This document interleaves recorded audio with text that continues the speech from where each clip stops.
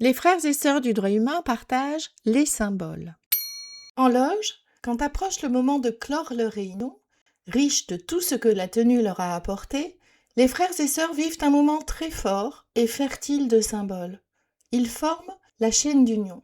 À l'invitation du vénérable maître, ils se dégantent, se lèvent et se placent en cercle autour du centre de la loge. Reliés en se tenant par les mains nues, immobiles en apparence, les francs-maçons vivent un moment solennel et fraternel. Cette tradition est issue de la maçonnerie opérative et les premières traces écrites de cette pratique remontent à 1696.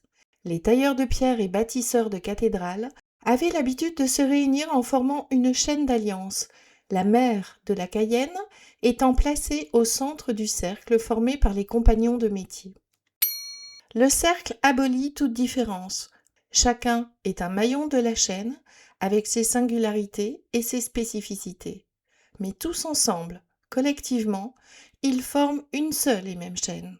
Le corps, central en franc-maçonnerie, fait alors sens.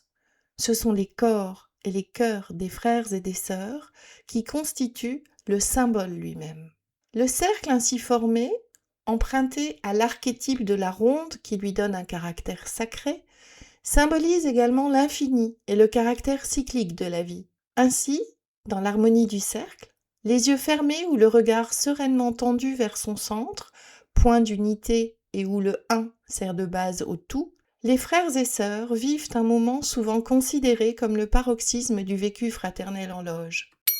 Cette chaîne d'union et les paroles prononcées par le vénérable maître évoquent un lien ininterrompu à travers l'espace et le temps.